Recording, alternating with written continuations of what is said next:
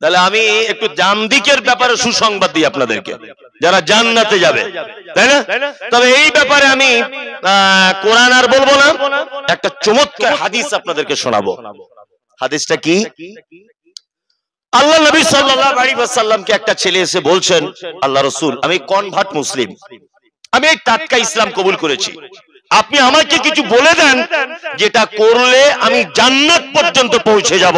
আল্লাহ নবী সাল্লাল্লাহু আলাইহি ওয়াসাল্লাম প্রথমে বললেন, তা'বুদুল্লাহ, সর্বক্ষেত্রে গোলামি করবে তুমি কার? সর্বক্ষেত্রে গোলামি করতে হবে কার? আল্লাহ। সমস্ত ব্যাপারে গোলামি কার? আল্লাহ। ওয়ালা তুশরিক বিহি শাইআ, ভুল করেও যেন কখনো শিরিক করে দিও না। শিরিক বুঝেন তো? শিরিক বোঝেন? আহলে হাদিস গ্রাম বোঝা তো দরকার। তারপর আমি একদম ভেতো বাঙালি, পুরো পাড়া গ্রামের ভাষাতে আপনাকে শিরিকটা বুঝিয়ে দিই। এক, আল্লাহর যে ক্ষমতা আছে, এই ক্ষমতা পৃথিবীর অন্য কারো আছে, এটা মনে করা শিরক। কি বললাম বুঝলেন? আল্লাহর যে ক্ষমতা আছে, এই ক্ষমতা পৃথিবীর অন্য কারো আছে, এটা মনে করা শিরক। আমরা যতই বলি আমরা আহলে হাদিস, আমরা সফল দল, আমরা সফল ব্যক্তি, বলি না? বলি। আমাদের একটা গুণ খুব খারাপ আছে, যেমন রাজ্জাক, আল্লাহর নাম কি? রাজ্জাক। এটা আসমা ওয়াস সিফাত এর ভিতরে আল্লাহর নাম কি? রাজ্জাক। আমরা আসমাটাকে বিশ্বাস করি, সিফাত বিশ্বাস করি না। কি বললাম বুঝলেন? আসমা মানে আল্লাহর নাম রাজ্জাক, এটা বিশ্বাস করি না? করি। কিন্তু তিনি যে রুজির মালিক, এইটা গুণ, এই গুণটা আমরা বিশ্বাস করি না। কি আহলে হাদিস, কি হানাফি, কি জামাত ইসলামী, তবলিগি, ফারাইজি, খারাইজি, ওই ফুরফুরা, আজমির, কাশ্মীর, দেওবন্দি যারা আছে, কেউ না, এটা আমরা বিশ্বাস করি না। আচ্ছা, আপনি যখন বিপদে পড়েন, আপনার নামে একটা কেস হয়েছে, ধরে নেন আপনার নামে কি হয়েছে? তা কেস হয়ে গেছে, তা আপনি কোর্টে যেতে হবে আপনাকে। তা কোর্টে আপনি গিয়ে একা পাত্তা পাবেন? কি ধরতে হয়? উকিল। আসলে শব্দটা উকিল নয়, ওয়াকিল। কি বললাম বুঝলেন না? ওয়াকিল শব্দটা। আচ্ছা, এবার বলি, আল্লাহ 99টা গুণবাচক নামের ভিতরে একটা এরকম নাম আছে না, ইয়া ওয়াকিল, আছে না? দেখবেন আছে। তার মানে সমস্ত বিপদ থেকে বাঁচানোর মালিক কে? কে? যত জটিলতম সমস্যায় পড়ে যান, বাঁচিয়ে আনে কে? উকিল। উকিল আনে না? উকিল আপনাকে বাঁচায় কি বাঁচায় না? কোর্টে। আরে আপনি মার্ডার করেছেন, তবুও বলবে আমার মক্কেল সেদিন হসপিটালে ভর্তি ছিল, বলবে কি বলবে না? আপনি খুন করেছেন, তবুও আপনার ডেথ সার্টিফিকেট এটা ওটা হাবি জাবি থাকতে তথ্যপত্র তুলে বলবে আমার মক্কেল তখন বোম্বাই ছিল রাজমিস্ত্রি কাজে, বাড়ি ছিল না। এরকম আসামিরা ছাড় পাচ্ছে কি পাচ্ছে না? পাচ্ছে না। কারণ উকিলের কাজ কি? উকিলের কাজ হচ্ছে আমার মক্কেলকে যে রকম ভাবে হোক আমাকে বাঁচাতেই হবে, তাই না? এবার বলুন, আমরা কার মক্কেল? কার? আল্লাহ।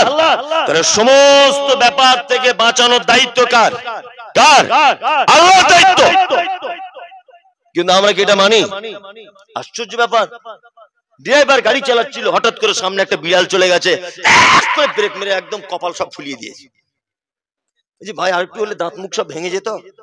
এই চুপচাপ মেরে বসো, বিপদ খুব। বলছে কেন? বেচারা কালো বিড়াল রাস্তা দিয়ে পার হয়ে গেছে, আর ও তো নিজেই বাঁচার জন্য ছুটছে, ও তোমায় কি করে বাঁচাবে? নতুন বৌমা, নতুন বৌমা, একদম নতুন, বাচ্চা হয়েছে তার প্রথম। তা পাড়া গ্রামের মেয়ে, অল্প বয়সের মেয়ে, 20 বছরের মেয়ে, ধরে না 18 বছরের বাচ্চা হয় না? হয়। তা কোলে বাচ্চাটা নিয়ে শীতকালে মেন গেটের সামনে দাঁড়িয়ে আছে বৌমাটা, আদর করছে, বলছে বাপ রে, সোনা রে, ধন আমার, মানিক আমার, আদর করছে। এখনো শাশুড়ি কোথায় ছিল, অন্য জনের বাড়িতে গল্প টল্প করছিল, ও এসে দেখছে যে নতুন বৌমা তার পোতাকে নিয়ে রাস্তায় মেন গেটের সামনে দাঁড়িয়ে আছে। একদম বড় বড় চোখ বার করে শাশুড়ি বলছে, তুমি কি চাও আমার পোতা মারা যাক? কেন মা এরকম কথা আপনি বলছেন? আমি মা হয়ে কোনোদিন চাই আমার বেটাটা মরে যাক? বলছি তুমি দুপুর বেলাতে মেন গেটের সামনে আমার পোতাকে রেখেছো, নজর লেগে মরে যাবে তো, নজর লেগে যাবে। মেয়েটা তখন মরে যাবার কথা যখন বলেছে, তখন তো মা তো মনে একটা দয়া আছে, দয়া নাই, থর থর থর করে কাঁপছে, বলছে তাহলে মা কি করবো, মা কি করবো? এই নজর লাগা যদি কাটাতে চাও, হাঁড়ির তলার কালি আর সরিষার তেল ফেটে নিয়ে ওর কপালে একটা, পাছায় একটা, আর এই জায়গাটা একটা মেরে দাও। করে কি করে না? আরে ও তো নিজেই তো পুড়ে পুড়ে পুড়ে পুড়ে হাঁড়ির তলাতে কালি হয়েছে, ও তোমার পোতাকে কি বাঁচাবে? এটাই শিরক। এটা কি শিরক? আল্লাহু আকবার। অনেক মানুষ আছে, আপনাদের এখানে হয়তো নেই, এই যে মাজারে যাচ্ছে, সেজদা দিচ্ছে, গাছতলায় মাছতলায় এসব যাচ্ছে না, এগুলো কি শিরক? কেউ বাঁচাতে পারে? কেউ বাঁচাতে পারে? আর অনেক মানুষ বলছে মুমতাজুল ইসলাম রাজমিস্ত্রি কাজ করে, ও কিছু জানে না, ওর বক্তব্য কেউ শুনবেন না। কারণ কারণ হচ্ছে এই, ও বলেছে আল্লাহকে ডাইরেক্ট ধরতে হবে। ও কি জানে গাছ উঠতে গেলে ডাল ধরে উঠতে হয়? আমি নারকেল গাছের কথা বলি, আর নারকেল গাছ উঠবো তবু তোর গাছের ছায়া দিয়ে যাব না। কি বলছি বুঝতে পারছেন? আল্লাহু আকবার। আপনি ভেলোরে চিকিৎসা করাতে যাবেন, ভেলোরে চিকিৎসা করাতে যাবেন, আপনি ভেলোরের ভাষা বোঝেন না, আর ইংরেজি কিছু পড়তে পারেন না। আচ্ছা বলুন তো, আপনি যে আপনার ছেলে ক্যান্সারের রোগী, তাকে নিয়ে আপনি একা যেতে পারবেন ভেলোরে? আপনি পাড়া গ্রামের অশিক্ষিত লোক, যেতে পারবেন? পারবেন না। তাহলে কি করবেন? না, আপনি বহরমপুরে একটা দালাল ধরে তার সাথে যাবেন, তাই না? তাহলে মানুষ দালাল ধরে কখন? কখন দালাল ধরে বলুন? অপরিচিত হলে, হ্যাঁ অপরিচিত, আপনি জানেন না, এই ক্ষেত্রে আমাদের দালাল ধরতে হয়, তাই না? আমি এখন মন্ত্রী ধরে নেন, তা আপনি আমার সঙ্গে দেখা করতে আসবেন, ডাইরেক্ট চান্স পাচ্ছেন না। আপনি ফোন করলেন সভাপতি সাহেবকে, আপনি একটু মমতাজুল সাহেবের তো আপনার যোগাযোগ আছে, তা আপনি একটু যদি বলে দিতেন তাহলে আমার ছেলে চাকরিটা হয়ে যেত। তার মানে আপনি আমার অপরিচিত, ওনার মারফতে আপনি আমার সঙ্গে পরিচিতি লাভ করছেন, তাই তো? এইবার আপনাদেরকে একটা কথা বলি, আপনাদের এই উপরদিঘা গ্রামে আপনার নাম আশরাফুল, আচ্ছা আপনি আশরাফুল নামক একজন আছেন, এটা আল্লাহ জানে কি জানে না? জানে। আর আপনি আশরাফুল এটা জানেন যে আমার একজন সৃষ্টিকর্তা আছেন, এটা আপনি জানেন? জানেন। তাহলে আল্লাহ আপনার আগে থেকেই তো পরিচিত, তা মাঝখানে কেন দালাল ধরে তার কাছে পৌঁছাতে হবে? যারা বলছে পিন না ধরলে মাজারে না গেলে আল্লাহর কাছে পৌঁছানো যাবে না, আমি বলছি তোমরা তো এক দালাল, তো তোমাদের চক্রান্তে আমরা কেন পড়বো? আমরা তো রবের কাছে আগে থেকে আমাদের পরিচিতি আছে, আছে না নেই? আছে। শিরক পৃথিবীর ভয়ঙ্কর পাপ। আচ্ছা বলুন, শিরক কত বড় পাপ আর আল্লাহ কত রেগে যায়, এই ব্যাপারটা শুনলে তো আপনি আরো অবাক হবেন। আপনার স্ত্রী খুব সুন্দরী, খুব সুন্দরী, ওর মাথা চুলও সুন্দর, ওর দেখতে ভালো, সবকিছুই একদম সুন্দর, নতুন বিয়ে করেছেন। আচ্ছা বলুন তো, আপনার স্ত্রী যে সুন্দরী, এই সুন্দরীর পিছনে আপনার কোনো অবদান আছে? আছে? তার চোখটা খুব সুন্দর, আপনি বানিয়েছেন না কেউ বানিয়েছে? একজন আল্লাহ। তাহলে ও সুন্দরীর পিছনে আপনার কোনো অবদান নেই, তাহলে ও আপনার বউ হলো কি করে? ও আপনার বউ হয়েছে, ইমাম সাহেবকে ডেকে বিয়ে পড়িয়েছেন, ইমাম সাহেবকে 500 টাকা দিয়েছেন মিষ্টি খেতে, আর ওকে 2-5 হাজার টাকা মোহর দিয়েছেন, আর ওর বাপ অনুমতি দিয়েছে, আপনি ওর স্ত্রী, আপনি ওর স্বামী, তাই তো? আর ও আপনার স্ত্রী। এবার আপনি 3 মাস 4 মাস একসঙ্গে সংসার করেছেন, 3-4 মাস, তারপর আপনি রাজমিস্ত্রির কাজে চলে গেছেন কলকাতায়। 6 মাস পরে আপনি বাড়ি এসেছেন, বাড়ি এসে দেখছেন আপনার সেই সুন্দরী স্ত্রী আপনার ছোট ভাইয়ের গলা ধরে শুয়ে আছে বা বসে বসে গল্প করছে। বলুন এই দৃশ্য দেখার পর আপনার রাগ হবে কি হবে না? হবে। নিজের ভাই গলা ধরেছে ভাবি হিসেবে, তাও রাগ হবে? তাও হবে, হবে না? হবে। তার মানে ও আপনার স্ত্রী, এর পিছনে আপনার অবদান কি? আপনার অবদান 5,000 টাকা মোহর, একটা লাল শাড়ি, নাকের একটা ফুল কিনে দিয়েছেন, আর ইমাম সাহেবকে 500 টাকা দিয়েছেন, এই আপনার ওর পিছনের অবদান। আর কোন অবদান আছে না? এই সামান্য অবদানের কারণে যদি ওই স্ত্রীটা আপনার ভাইয়ের গলার যদি ধরে, পাড়া প্রতিবেশীর সঙ্গে যদি হেসে হেসে কথা বলে, ইশারায় কথা বলে, আপনার রাগ হয় কি হয় না? হয়। সামান্য একটা নাকের ফুল আর 500 টাকা মোহর দিয়ে এত যদি দাবি তার উপরে তোমার থাকে যে তুমি আমার ভাইয়ের গলায় হাত দিলে কেন, তুমি ওর সঙ্গে হেসে কথা বললে কেন, তা এবার বলুন আপনাকে বানিয়েছে কে? জোরে বলুন আল্লাহ। আপনি যে অক্সিজেনটা নেন এর মালিক কে? আপনার আই পাওয়ার এর মালিক কে? আল্লাহ। কি সিস্টেম! অবাক, আমি অবাক হই।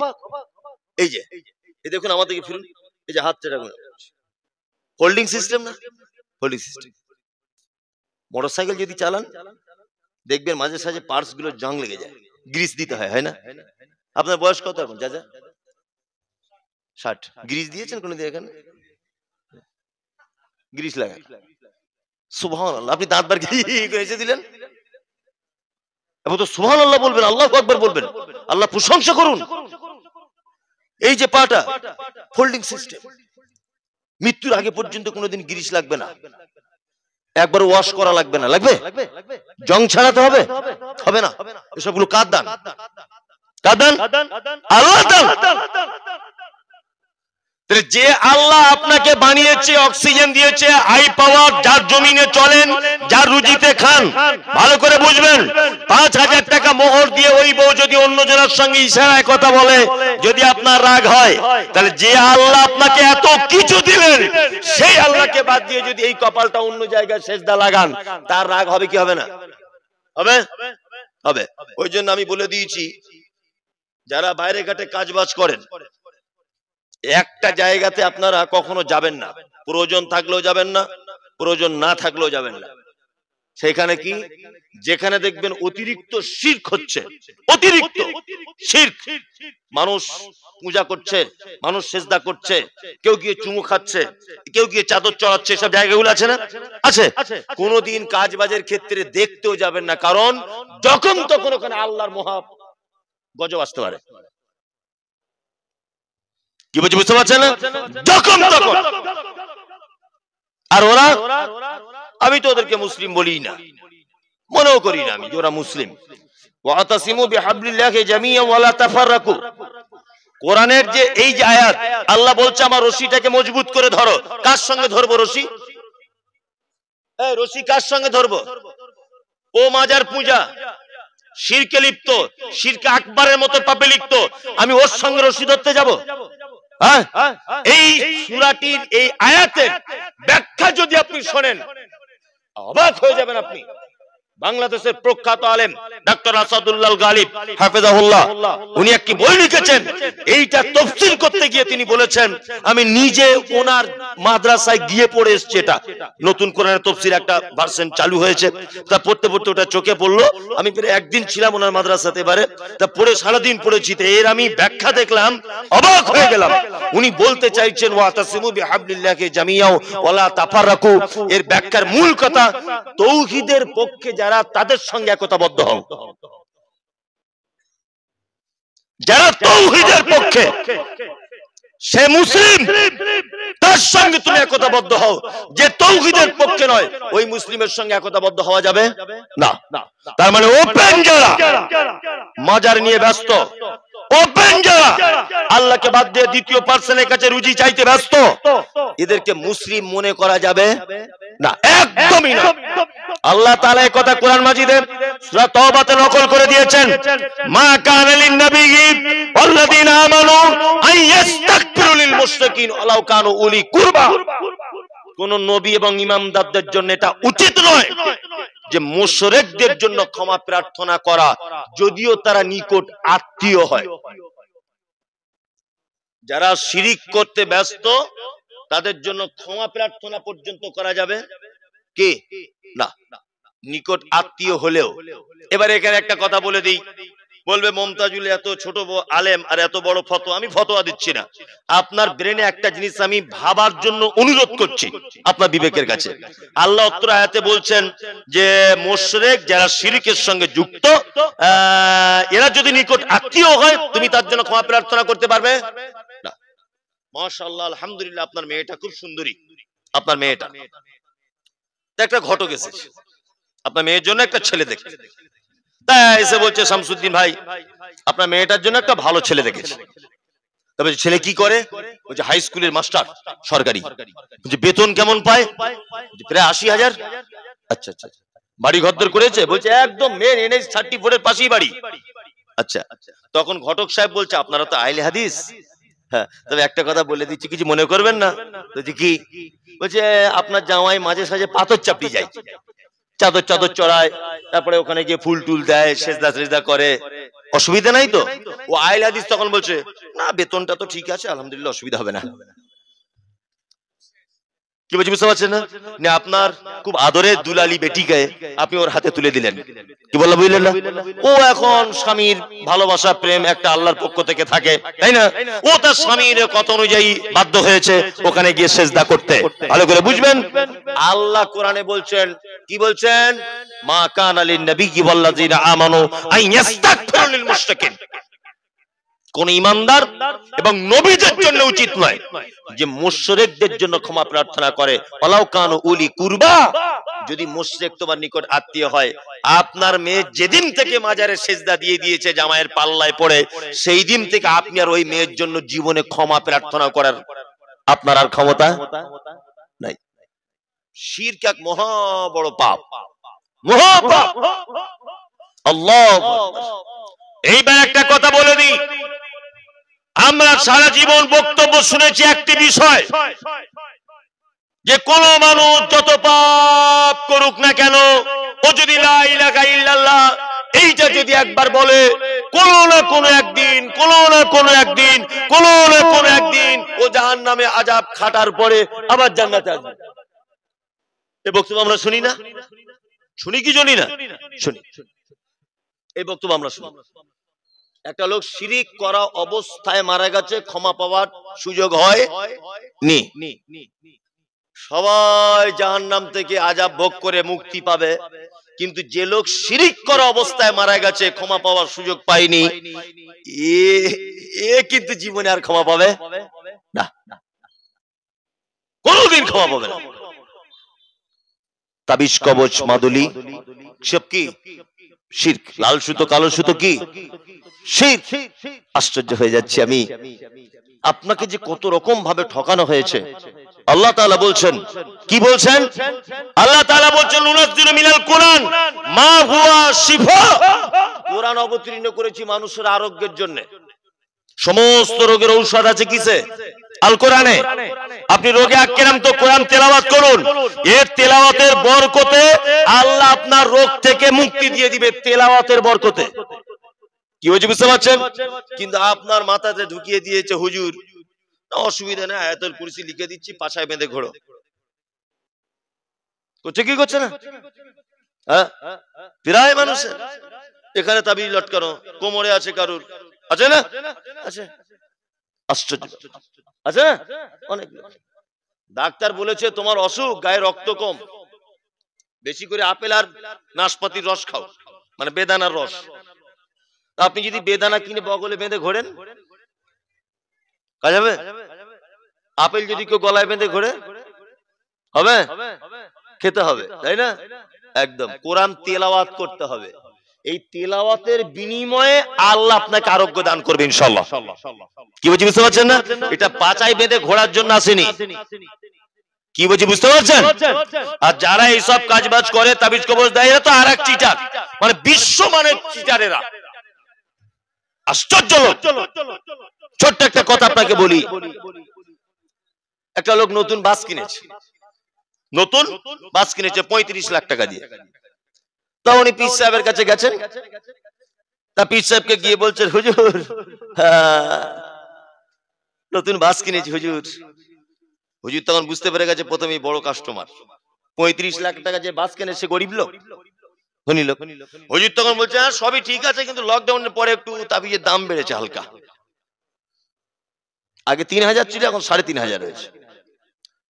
তখন ভাবছে 35 লাখ টাকার বাস আর 3500 টাকার তাবিজ দিতে পারবো না, তো লিয়ে এলি 3500 টাকা তাবিজ লিয়ে নিয়েছে। এখন তাবিজ নেওয়ার পরে বাসের মালিক জিজ্ঞেস করছে, হুজুর এটা কোন জায়গায় বাঁধবো? ওই যে ড্রাইভার যেখানে চালায় তার পাছার তলায় লাল সুতো দিয়ে বেঁধে রাখবে। তখন আরেকবার জিজ্ঞেস করছে বাসের মালিক, হুজুর কি কাজ হবে তাবিজের? বাস কি অ্যাক্সিডেন্ট থেকে বাঁচবে না প্যাসেঞ্জার বেশি হবে, কোন ডিপার্টমেন্টে কাজ করবে? তখন বলছে কোন রুটে চলবে বাসটা? তো হচ্ছে বহরমপুর থেকে রঘুনাথগঞ্জ পর্যন্ত এই রোডটাই চলবে, ওই মণিগ্রামের ভিতর দিয়ে ডাইরেক্ট গিয়ে রঘুনাথগঞ্জ উঠবে, এই রোডটাই চলবে। আচ্ছা আচ্ছা আচ্ছা। ওই রোডে মোটামুটি কটা বাস, তারপরে 35-30টা। তো বলছে এতটুকু আমি শিওর বলতে পারি, আস্তে আস্তে সব বাস ফাঁকা হয়ে যাবে, প্যাসেঞ্জার কেউ পাবে না, তোমার বাসে প্যাসেঞ্জার বাদুরের মতো ঝুলবে। হুজুর তাহলে তো মারাত্মক কাজ। এ তখন ভাবছে 35 লাখ টাকা তাবিজের দাম তুলতে আমার 1 মাসও লাগবে না, বাদুরের মতো যদি প্যাসেঞ্জার ঝোলে তেমনিতে লাভ হবে, হবে না? হবে। আমি মনে মনে বলছি তোর তাবিজে যদি এত কাজ হয়, সব লোকের বাস ফাঁকা করে এর বাস যদি বাদুরের মতো প্যাসেঞ্জার ঝুলিয়ে দিস, তা হারাম করতেই 10,000 টাকা তাবিজ বিক্রি করলি কেন? ওটা পাঞ্জাব ব্যাংকের ম্যানেজারকে তাবিজ করে অ্যাকাউন্টে তোর টাকা সব ঢুকিয়ে না, সব অন্যজনের টাকা তোর ব্যাংকে ঢিলে অ্যাকাউন্টে ঢোকা, পাক্কা চিটার। আস্তাগফিরুল্লাহ। আপনার বইয়ের যখন ছেলে হয় না, আপনি যাচ্ছেন দরগায়, আর দরগার পীর সাহেবের বইয়ের যখন ছেলে হয় না, যাচ্ছে সিঙ্গাপুরে। মানে বুঝতে পারছেন না কি মানে চিটার? আপনাদের এটা তো মুর্শিদাবাদ, হ্যাঁ? লালগোলা স্টেশন ঢোকার আগে একটা মাজার আছে, কেউ জানেন এটা? দেখেছেন? বড় বড় মাজার। তার তখন আমার একদম, আমি নাম বলবো না, আমি বললে অসুবিধা আছে, ও বলুক আমি তারপর বলবো। আজ থেকে 10-12 বছর আগে, তখন আমার গাড়ি টাড়ি ছিল না, জলসা করতে এসেছি, তা হালকা হালকা বৃষ্টি হচ্ছে, হালকা হালকা। তো আমাকে একটা লোক রাখতে যাচ্ছে মোটরসাইকেলে করে ট্রেন ধরাতে, তো ওই লোকটা আমাকে গল্প করছে, মৌলী সাহেব জ্যান্ত পীর দেখেছেন কোনোদিন? তা তো দেখিনি। পীর পীর জানি, তখন আরো বয়স কম ছিল, পীর পীর শুনেছি, জ্যান্ত পীর তো দেখিনি। নিয়ে আমাকে বলছে দেখবেন? হ্যাঁ দেখবো, মানে সাংঘাতিক ব্যাপার, দেখার ইচ্ছাই আছে আমার, দেখবো সুযোগ যখন হয়েছে। নিয়ে ও ঠিক দরগার গেটের সামনে গাড়িটা দাঁড় করিয়েছে, মোটরসাইকেলটা। হালকা হালকা হালকা হালকা 1-2 ফোঁটা বৃষ্টি পড়ছে, আর সূর্য ওঠার টাইম আর কি। আমি গেটম্যান যে গেটে দাঁড়িয়ে আছে আমাকে জিজ্ঞেস করছে কোথায় বাড়ি? বাড়ি আমার 24 পগড়া। গেটম্যানকে বলছে আপনার বাড়ি? বলছে আমার বাড়ি 24 পগড়া। মানে যত এসব খাদেম টাদেম আছে সব 24 পগড়ার দিকে বেশি। ভালোই হলো, 2 জেলার লোক। ও আবার গায়ে হাত বোলাচ্ছে, সকালবেলা দেশের লোকের সাথে দেখা হলো। মনে মনে বলছি তোর যে কি আদা বাড়বো, তুই তো জানিস না কে ঢুকছে, এটা তো তোর জ্ঞান নাই। নিয়ে বলছি বাবা আছে নাকি? বলছি বাবা ভিতরে। গিয়ে দেখছি একটা তসবি, এইরকম বড় তসবি হবে, এরকম এরকম এরকম করছে, এক জায়গায় দাঁড়িয়ে এক কোনায় এরকম করছে। বড় বড় ছাগল আর দেশি মুরগি সব মানতের মাল আছে। আমি আস্তে আস্তে আস্তে আস্তে গিয়ে বলছি আসসালামু আলাইকুম। ওয়ালাইকুম আসসালাম। আমি ছোট থেকেই ছাত্র জীবন থেকে বড় পাঞ্জাবি পড়ি, আসসালামু আলাইকুম। ওয়ালাইকুম আসসালাম। আমাকে বলছে কি চাই? কি পাওয়া যায়? মুখের উপরে বলে দিয়েছি। তবে আমাদের দরবার থেকে কেউ খালি হাতে ফেরত যায় না, কেউ না কেউ কিছু পায়। ওখানে যারা গেছেন দেখতে পাবেন একটা বট গাছ আছে, ওই বট গাছে দেখবেন ছোট ছোট ইট ঝোলানো, লাখ লাখ লাখ লাখ ছোট ছোট ইট ঝোলানো আছে। যারা গিয়েছে তারা দেখবেন ছোট ছোট ইট ঝোলানো। আমি জিজ্ঞাসা করছি বাবাকে, বাবা এই ইট ঝোলানোর ব্যাপারটা কি? হ্যাঁ, ঘোড়া বা ইট জাতীয় কি টাঙানো, এটা কি ব্যাপার বাবা? বলছি যাদের বইয়ের ছেলে মেয়ে হয় না দীর্ঘদিন, এইখানে এসে ইট বাঁধে, এই ইটের ভারিতে গাছের ডাল যত ঝুলবে ওর বইয়ের পেট তত বাড়বে।